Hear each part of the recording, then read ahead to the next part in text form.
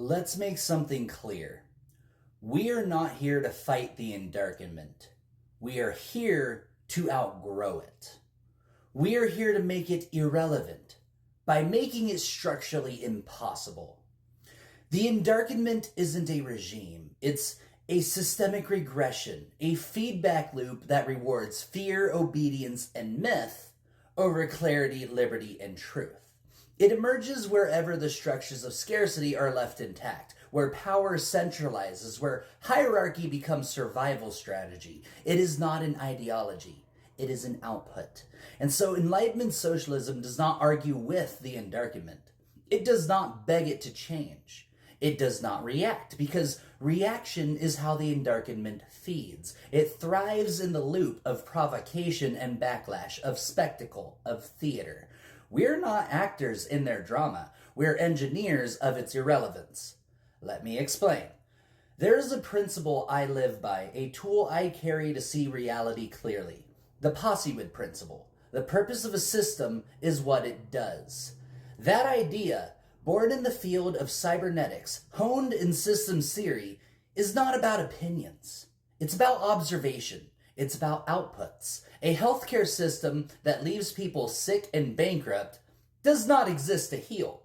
That is not its function, because that is not what it does. A justice system that imprisons the poor while protecting the powerful does not exist to serve justice. It exists to maintain hierarchy, because that is its effect. POSIWID is not an ideology. It is a methodology of clarity. And clarity in a world built on engineered confusion is a revolutionary act. Now, I want to tie this to something deeper.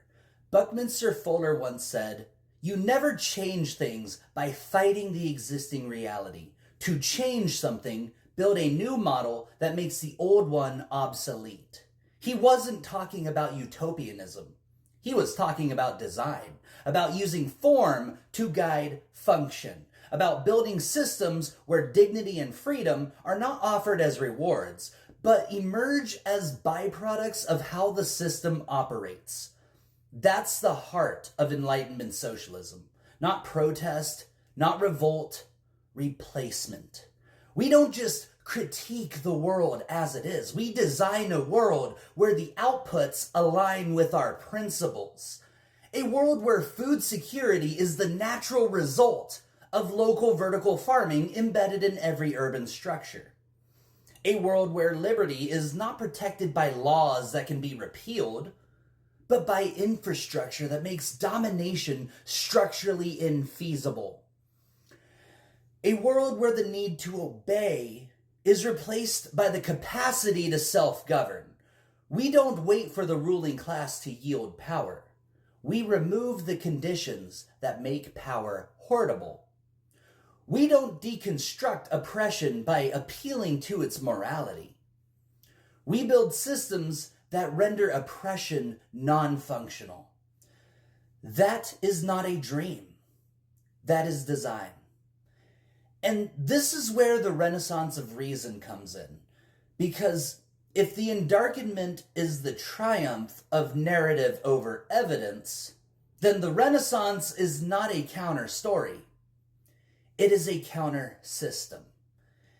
It is the return of epistemic sovereignty, of truth as discernment, not decree, of learning not as obedience, but as evolution.